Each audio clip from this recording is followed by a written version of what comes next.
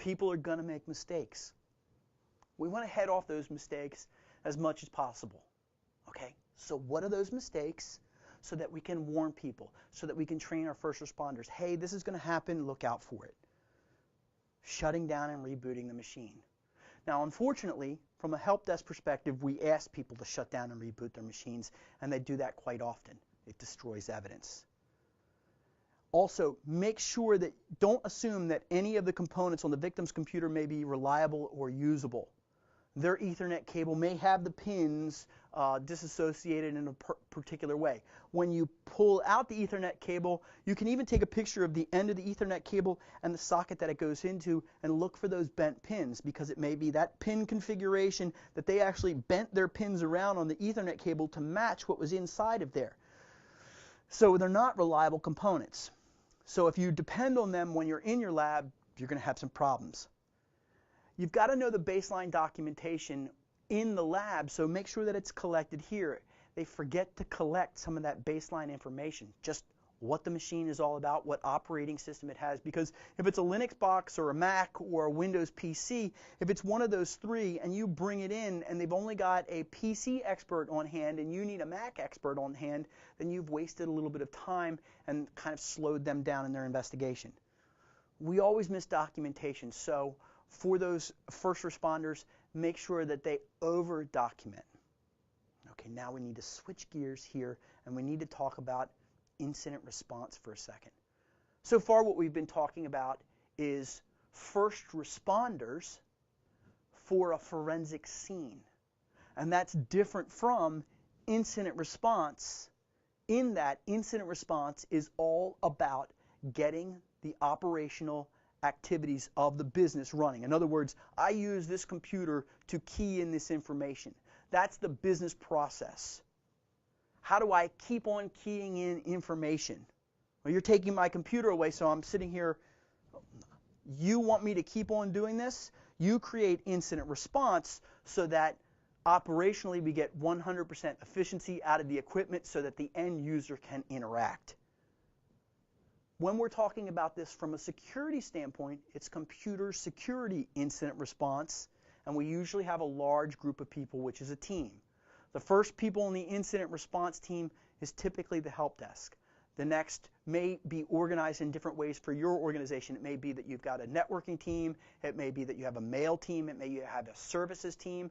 It might be divided by type of operating system. All the Linux people are over here, and all the Windows people are over here. All the end user workstations are over here. You divide it up different ways. Those people in those different teams have to be aware of your incident response, your computer security incident response.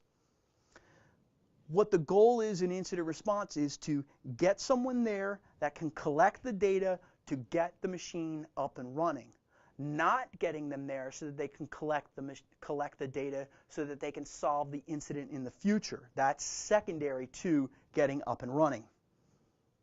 Okay, so a first responder, they assess the scene, collect the information, and communicate with the incident response team and take actions on their skills.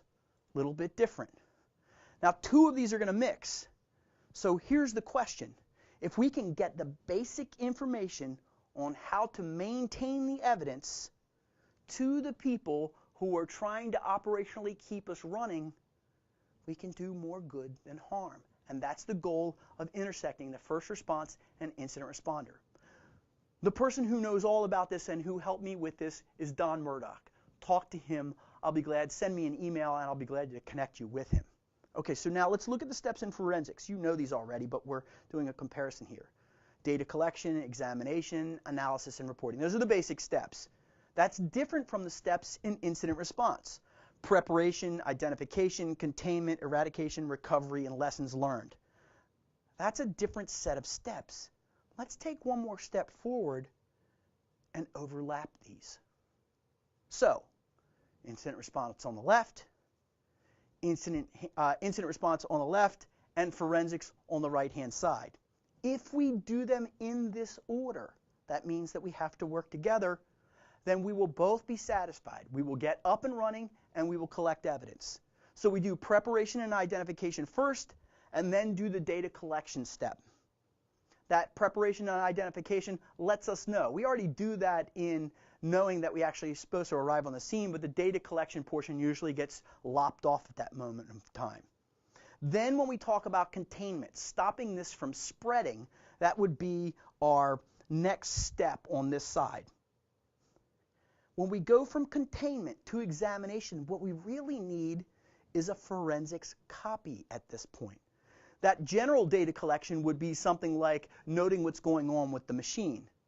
That examination requires that we have a forensics copy either at step 3 on the forensic side or step 3 on the containment side. Either one of those is a good place to pull that forensics copy. Then we can take that information and go to our separate team, do the examination and the analysis. That analysis may yield results that we then give back to the incident response team so they can stop this from happening again. That's the eradication. If we did eradication before we pulled the forensics copy, there would be nothing to look at.